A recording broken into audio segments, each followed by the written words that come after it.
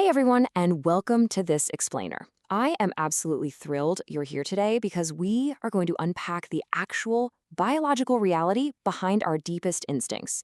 We all talk about having a gut feeling, right? But what if I told you that it isn't just some poetic metaphor? Today, we're diving deep into some seriously fascinating new scientific research to demystify the visceral intelligence of the human body. We are going to explore the literal second brain that is operating inside of you right now. It's a completely universal question, isn't it? Should you actually trust your gut?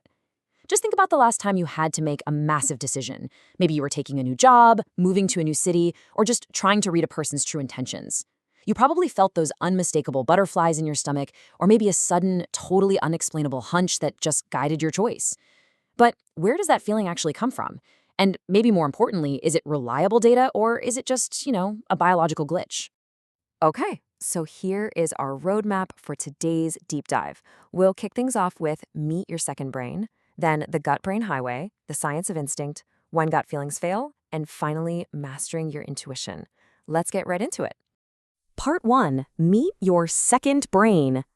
Now, what's really, truly wild is this staggering number, up to 500 million. That is literally the number of neurons embedded right there within the lining of your gastrointestinal system. To put that into perspective for a second, this neural network actually exceeds the number of neurons in your spinal cord. You have this incredibly complex, largely autonomous nervous system spanning all the way from your esophagus down to your anus. And hey, if the neuron count didn't surprise you, get this. 90%, 90% of your body's serotonin and roughly half of its dopamine are located right there in your gut. And these aren't just digestion chemicals. These are your major mood-regulating neurotransmitters. Your gut doesn't just digest your lunch. It acts as an active, highly potent chemical participant in your daily cognitive and emotional life. The sheer sophistication of this biological machinery is just incredible. The enteric nervous system is organized into these highly specific networks called plexuses, and it's totally loaded with sensory neurons, interneurons, the whole shebang. So why does this matter to us? Well, it means these structural components can execute highly complex reflexes completely independent of your primary brain. Your gut is quite literally thinking for itself on a physiological level. Which brings us to part 2, the gut-brain highway. So how do these two brains talk? At the very core of this connection is the vagus nerve. Think of it kind of like a majestic, sprawling tree. Its trunk originates up in your brainstem, and its roots and branches travel all the way down, physically touching your gut tissue to constantly monitor local conditions. And here is the truly fascinating part. 80% of the fibers in this nerve are sending data upward. It's basically providing a constant 24/7 interoceptive newsfeed about your internal state straight up to your brain. The absolutely crucial takeaway here is just how diverse this communication really is. We call this the gut-brain axis. Actually, scratch that. It's not just the neural pathway of the vagus nerve. Your gut is using endocrine hormones like ghrelin, immune system cytokines, and complex metabolic signals just to maintain your body's homeostasis. It's wild to think about, but inflammatory states down in the gut are directly transmitted to the brain, and that heavily influences your everyday mood and stress levels. And this complexity only deepens when we introduce our trillions of tiny microbial advisors. Your microbiome is actively synthesizing chemicals that literally talk to your brain. Take butyrate, for example. It's a product of fermenting fiber that actually supports synaptic plasticity in your brain. Or look at GABA, which is produced by bacteria like lactobacillus. It actively reduces anxiety and promotes emotional stability. Your gut bacteria are literally manufacturing the chemicals that dictate how emotionally resilient you are. Moving right along to part 3, the science of instinct. So to understand how all of this underlying biology translates into actual real-world snap decisions, we have to look at the somatic marker hypothesis, developed by neuroscientist Antonio Damasio. This framework reveals that decision-making isn't just cold, hard logic. When you face a tough choice, your brain instantly pairs the situation with physical body states from past experiences. It generates what's called a somatic marker, a sort of emotional physical warning or reward that subtly biases your decision. It completely eliminates the need for exhaustive, time-consuming analysis. In a way, your body effectively casts a vote on the decision. And here is the exact neural architecture making that magic happen. Your brain links the situational data up in the prefrontal cortex with those automatic responses from the amygdala. But the real star of the show here is the anterior insula. This is the exact location in your brain where an unconscious physiological marker is finally translated into the conscious experience of a gut feeling. It is literally where your biology turns into your intuition.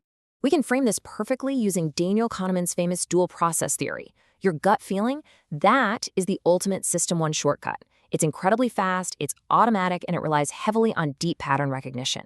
System 2, on the other hand, is your slow, deliberate, logical mind. System 2 is fantastic for complex maths, sure, but when a ball rolls out into the street while you're driving, you do not use System 2 to calculate the physics. Your System 1 gut instinct slams on those brakes for you before you even realize what's happening. Which brings us to part 4, when gut feelings fail. Because, look, the gut-brain axis is amazing, but it is incredibly sensitive to psychological stress. Just trace this tragic psychosomatic loop with me. Adverse childhood experiences or chronic trauma significantly elevate your cortisol. And this physical stress literally breaks down the gut barrier, causing what we call leaky gut and microbiome dysbiosis. That then leads to systemic inflammation that travels right back up the highway to the brain, profoundly disrupting your emotional regulation. Your psychological pain literally becomes physical damage, which then creates more psychological pain. It's a vicious cycle. What's truly fascinating, though, is how that loop results in a condition known as visceral hypersensitivity. Trauma can physically break our interoception. The gut becomes so overly sensitive that it starts sending distorted, false alarms straight to the brain. So those really helpful evolutionary instincts we just talked about, they get replaced by chronic pain and emotional volatility. Basically, when the hardware is damaged, the software throws an error, making it incredibly difficult to actually trust your own feelings. But here's the thing.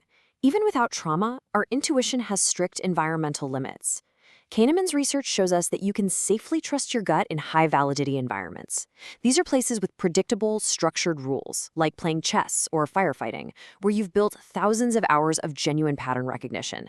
But in low-validity environments, like trying to predict the stock market, the feedback is just way too noisy. A stock picker relying on their gut is very often just experiencing an illusion of validity. They're mistaking pure luck for brilliant instinct. And because of these cognitive biases, low-validity environments are actually incredibly dangerous for our gut feelings. System 1 heuristics are super prone to these specific mental traps. Take confirmation bias. It makes us only see the evidence that supports our initial hunch, or probability blindness, which basically means our gut is fundamentally terrible at judging statistics. These biases cause our otherwise brilliant biological intuition to confidently and sometimes disastrously make the completely wrong choice. All right, let's bring it all together in part 5, mastering your intuition. The fundamental takeaway for everyday life is learning the difference between a real instinct and a biological hijacking. An addiction or a really intense craving gives you a very real internal feeling to do something, which completely messes with your interoceptive system. It might feel like intuition in the moment, but it's actually just driven by the brain's reward circuitry, not a learned, helpful pattern. High self-awareness is absolutely mandatory to check your emotional state before you blindly trust the feeling. To make this super actionable, let's walk through Professor Joel Pearson's remarkably practical SMILE framework. First up, S for self-awareness. Always check your current emotions. M is for mastery. Only trust your gut in areas where you have real earned expertise. I is for instincts versus addiction. Know the difference between a learned pattern and a random craving. L stands for low probability. If complex numbers of stats are involved, ignore the gut and use your analytical system too. And finally, E for environment. Ensure you are in a predictable setting. If you can check all these boxes, your gut feeling is highly likely to be dead-on accurate. Ultimately, our biology is beautifully designed for a seamless, really powerful integration. As this quote captures so perfectly, the modern world constantly demands cold, hard data, but human effectiveness remains deeply rooted in the visceral intelligence of the body.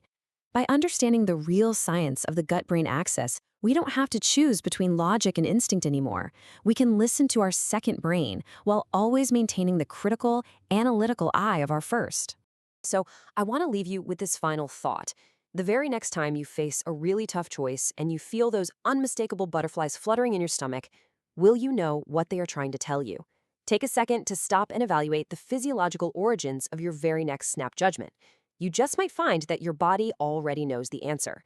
Thanks so much for joining me on this explainer. Keep learning, and I'll catch you next time.